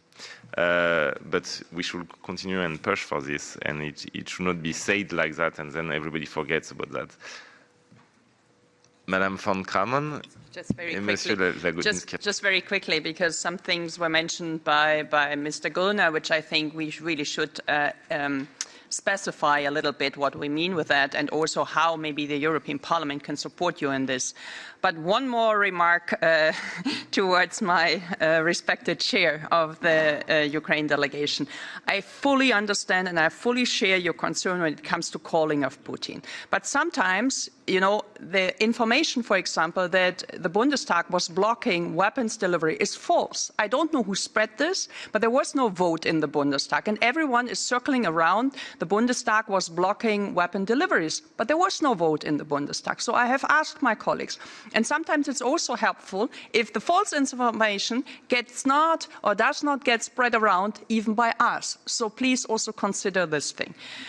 Two or three points on what Mr. Gurner has said. First of all, our foreign minister, for example, used the annual assembly of all the diplomats to tell them that fighting misinformation, fighting disinformation, fighting propaganda from Russia is a mainstream in the German diplomatic corps. Has Mr. Borrell ever done that? Is it a mainstream issue? Has he really given this instruction to all the diplomats? Is there a coordination point in all the delegation? Is somebody dealing with this? Do they know how to debunk that? Because what I've seen is randomly, yes, we have some good diplomats, and I was following this, for example, in South Africa and others, but this is randomly. There is nobody taking over this initiative. There's nobody debunking it. There's nobody reaching out on a regular, systematic level from our delegation. Nobody has a clue how to do this. If this is a lack of finances, and the European Parliament should put more in the budget. Sergei Lagodinsky, Mr. Gala, and others are probably the best ones who would fight for this. But what I've heard so far is a little bit of capacity building, a little bit working together with the delegation is not sufficient, and we are talking about this already for quite some time. And I've not seen that this was taken over as a mainstream issue for the diplomats in our delegations. Thank you. And then I'm closing the speaking list in a very authoritarian manner. And I'm starting with Madame Loiseau and then Mr. Lagodinsky, and then myself as the chair, I'm auto-appointing me to speak. Thank you, Chair. I would like to fully support what Mr. Majorino said about the importance of knowing more about Russian financing of political parties in Europe. It's too easy to finger point the Greens or the far right or the far left when you are from a different political party, but it would really make a difference if we know more about who, including among the political parties represented in the European Parliament, had financial relations with Russia, because it makes a whole difference. Our Parliament has this amazing asset of freedom of speech, freedom of expression, freedom of opinion, and we cherish it, and we have to protect it. But we have to be fully convinced that some are using it in order to spread disinformation. And sometimes they don't cherish the same freedom of opinion at home. I remember vividly that an Irish journalist is facing a slapping procedure in Ireland just because she worked on some speeches and some statements of one of our colleagues. So I would just like to stress that not everything is equal, and you cannot put forward freedom of expression in the European Parliament and then fight against it at home. I would also react to what Lutz Güllner said and support what Viola von Kramon also stated. I'm not convinced at all that our EU delegations abroad are doing the right thing in terms of strategic communication. I travel a lot, I have a lot of talks, and yes, there are good people because they have some knowledge, they have some experience, and they decide to communicate. But now that there is a diplomatic academy, there should be a systematic training. There should be systematic instructions sent to our delegations abroad. It doesn't cost €1 to do this. It's just a question of good organization and of prioritization of our work. And let's face it, we are not doing it enough right now. Merci, Madame Loiseau. Thank you, Ms. Loiseau. Mr. Lagodinsky, please. Yes, thank you. And I just want to follow up on actually what Madame Loiseau just said. I do agree that we cannot expect and we should not go low when the other side goes low. So it's not about disinformation. But what is lacking, I think, is the understanding also among diplomatic services that this is part of the new portfolio of diplomacy, that communication diplomacy means also being more offensive in a positive way, going after that, and also, yes, countering, not disinformating, but counter-informating what is being spread. And I think this is something that has to change, and this change can only come from the top, either from Annalena Baerbock in Germany, or from Mr. Borrell here, or from von der Leyen, even the President von der Leyen here. And that's important. Communication diplomacy as part of the new package of tools. And just very briefly, to react to colleague Waszczykowski, the chair, I do think that there is a point there. There is a division that does not help us in countering the real threat. This division goes both ways. It's not just from our side or from your side, but I do think that what we're lacking, and this would be a proposal here, is a platform where we would sit together and talk. I don't think that the Hungarian governing colleagues should be part of it because they're a lost cause. But I think that in terms of communication with our Polish colleagues, we only communicate when we do resolutions and negotiate resolutions in a positive way. Everything else is just scolding at each other. We need a safe space where we sit down and we talk, because what we're facing now is a much larger threat than everything else. And you will not convince us to stop our criticism. We will not convince you to stop our criticism, but we need to talk to each other and to channel this energy in a productive, geopolitically productive way. Yes, and this is quite important. I have a very quick question. You mentioned several times resources, and I fully share your point of view. Can you just tell the members how many you are? And yes, I think it's important to be basic. Yeah, how big is your team, and what are your resources? Because it's important for us to understand, and especially for those who don't follow this file for the last 2 years, to understand, how much resource we put in this fight for our democracy. And then the second point is, what do you, I know you cannot respond to us, but I need to ask a question. What do you expect from your point of view of this pact for the defense of democracy? We were all very happy, I guess, that Madame von der Leyen, President of the Commission, came to the Parliament and announced this, because it's fitting, obviously, the agenda of this committee from the very start. But what will be your take on being at the center of the defense of democracy with your team for months and months? So how we could improve that, your situation, and insert it in the pact? I hope you have a lot of time, because I have a lot of ideas, but don't worry. No, in all, this is all public knowledge. That's why my team and some of my kind of colleagues are here, is composed of 41 staff. We're dealing with the Eastern Partnership, the Western Balkans, the Mediterranean, which are the priority regions. We have created a specific team that can deal with issues related to the Far East with support of this House in particular. We have created a team of 4 that is dealing with specifically our missions and operations who come more and more under threat by these interference and information manipulation activities.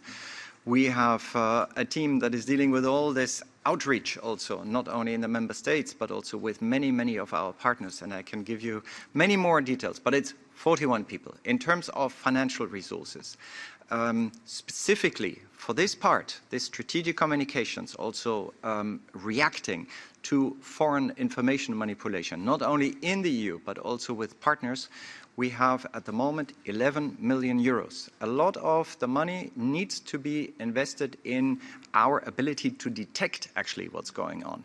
That is expensive. It doesn't come at zero.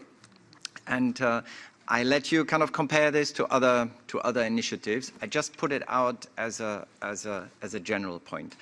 This is not just the decision of the High Representative who supports this very, very much. It is also a question of the budgetary authority, how many resources we have at our disposal. And maybe since I have the floor also to respond also to your second question, but maybe also to say something about the comment by Viola von Kramon. We have the annual ambassadors conference coming up, and I think you will also be involved when all the ambassadors are here. They will hear this from the boss, and you should also tell them very, very clearly. This is, we have also in our internal discussions, we have put this a very, very important element, because it's not only resources, also a mindset issue. It's a competence issue. It's a know-how issue. And believe me, my team and all of them here and who are not here, kind of, this is our task also, this capacity building of our own structures, connecting this to the member states and connecting it to partners. I know sometimes it looks disappointing, but believe us, we work 200% of our time. The other question about the package, I would turn to the Commission colleagues, but they are not here because actually I don't know all the details. I personally, or from the view of the External Action Service, we of course believe that this is an excellent initiative because we need to think broader. I think you have mentioned it. We need to understand the money flows. We need to understand what other kind of interference kind of routes are being taken. So I think that will help raising awareness. It will also create, hopefully, kind of tangible instruments.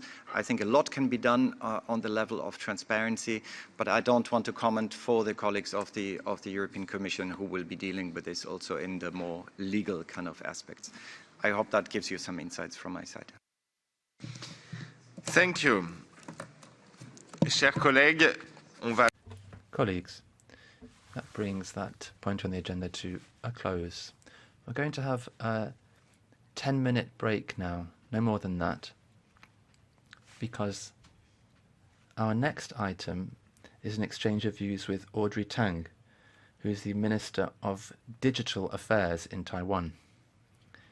And she will be responding to our questions, and I would like to encourage you to attend that exchange of views because it will answer many questions that have been asked in this session. Obviously, Taiwan is a democracy which has suffered an unprecedented disinformation campaign and